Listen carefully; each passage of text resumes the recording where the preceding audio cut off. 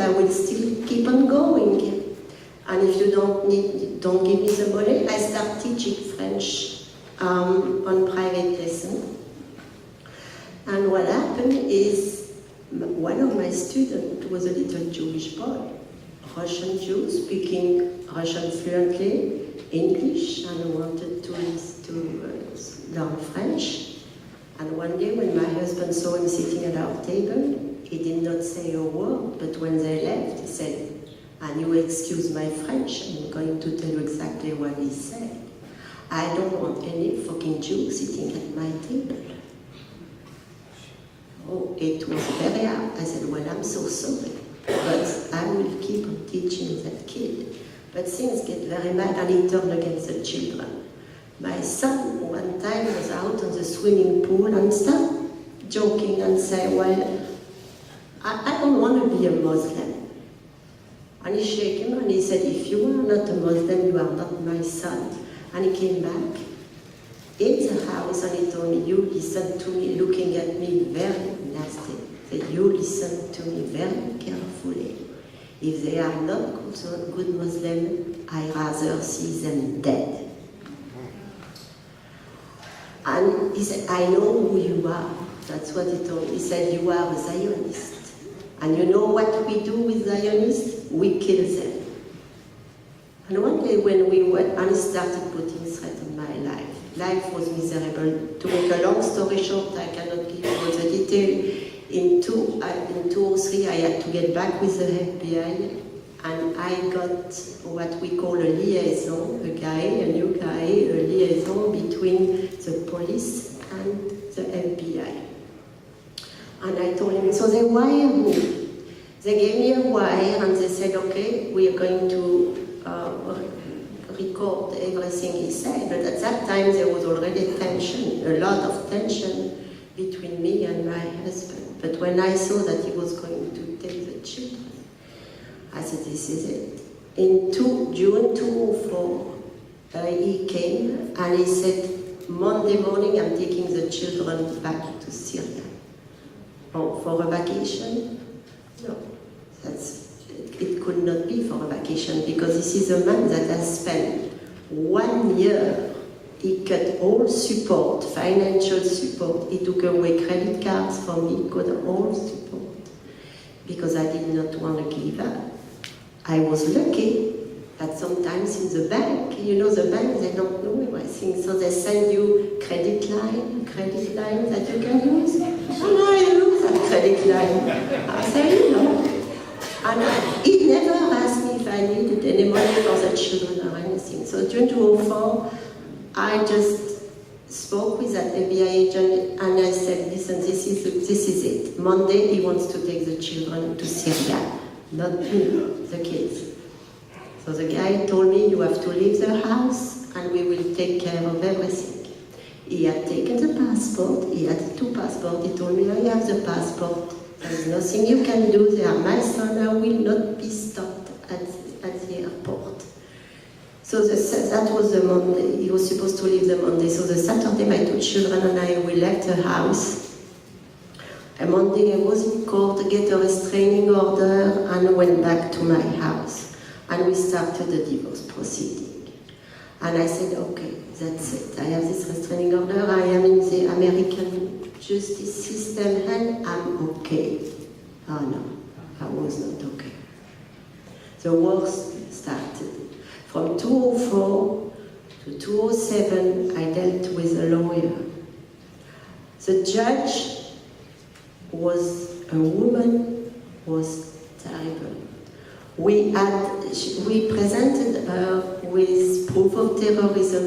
Joe Kaufman had a whole book of proof of terrorism. When I came to her with a book, proof of terrorism, she said, "I don't want to hear anything.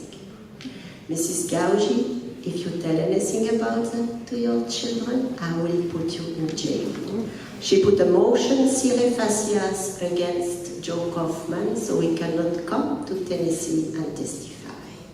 I was left alone in the end of high-power predatory lawyer.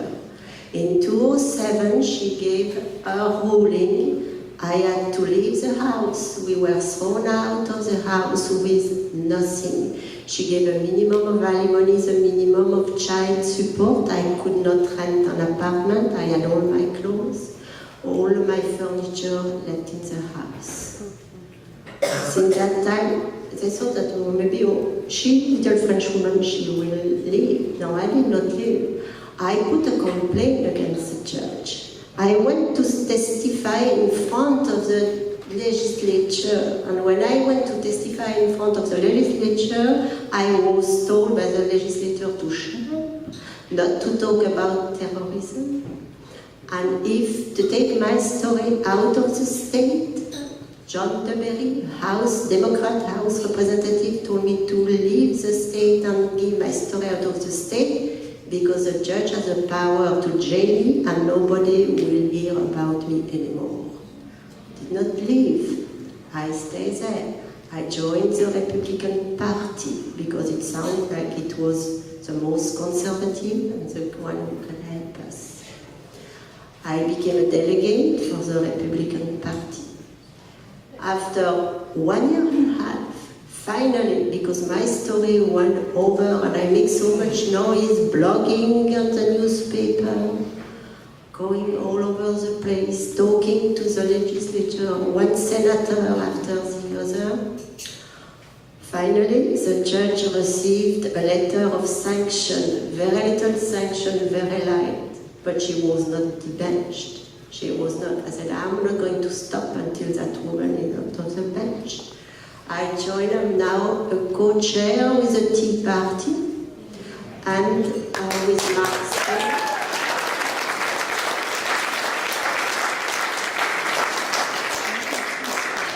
I am a captain president for the grassroots movement of the Republican Party,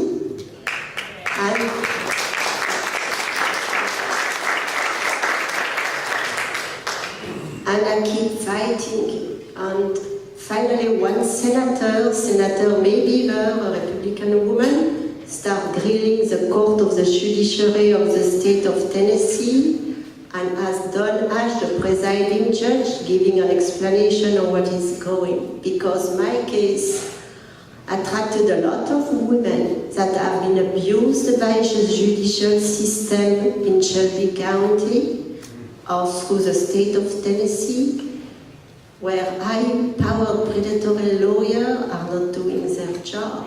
They are telling the judge what to do. They pay whatever needs to be paid, like my husband paid the lawyer, maybe give something to the judge. I don't know.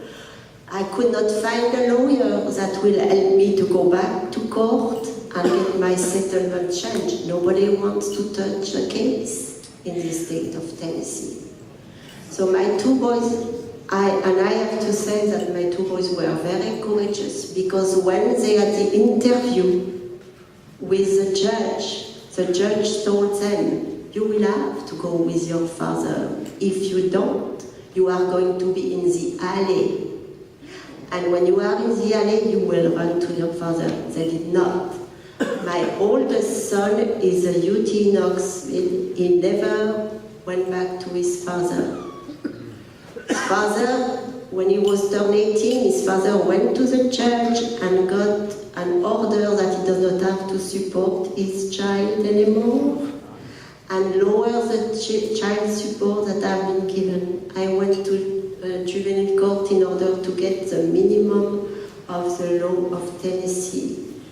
It's a shame what's going on in this country, in the judicial system, but I keep fighting. I'm fighting for my boys because they have the courage to stand, and they are now, both of them, one is and is going to turn 18 in July. He's supposed to go to the Mississippi State College. We don't know if he will be able to go or not.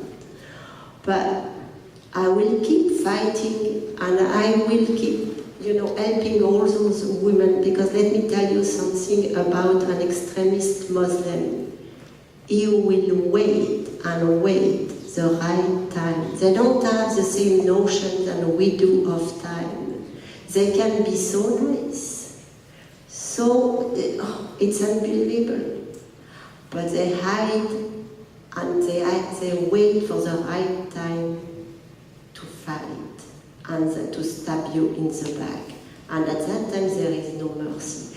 But there is something with them that I noticed during 20 years with him, that if you show fear, if you show that, oh my God, I'm afraid of him, he will push you until you are against the wall. But if you don't show any fear, if you show that you are ready to fight, they run like cowards. And that's one thing that we have to think about. Because living with that man for 20 years, I learned a lot. When he told me, what the Americans are going to do when 700 or 800 suicide bombers will explode at the same time in different cities of the United States. There is nothing they can do over terror. And we are going to take this country down economically. And that's what they are doing now. They are trying to take with your president and my president too, Barack Hussein Obama. When he was elected, I could not believe it. I just could not believe that somebody after September 11 will even think to elect a president with the name of Hussein. That's horrible. And what he's doing now, he's the Messiah. The guy walks on water, but he cannot fix any problem that is underwater.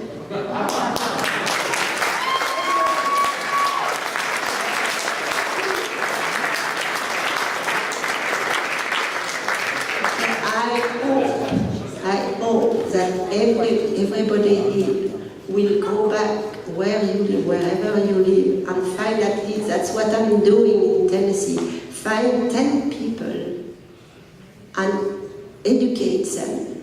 Because the church, my church, when she put a ruling and she gave the children to my husband and she gave everything to my husband, she forced them to be Muslim. She said those children will have to be raised Muslim.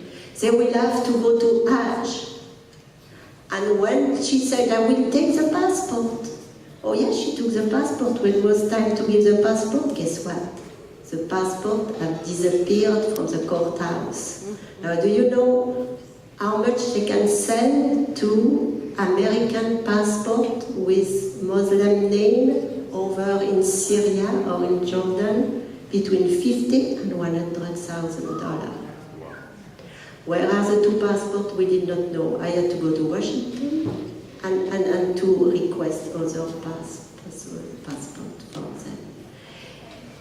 I hope that my experience will wake up everybody and all the suffering we had, because Memphis is a nightmare. It's a nightmare. I hope that one day, pretty soon, I will find somebody that will help me to finish the fighting and to make the truth known to everybody. Thank you.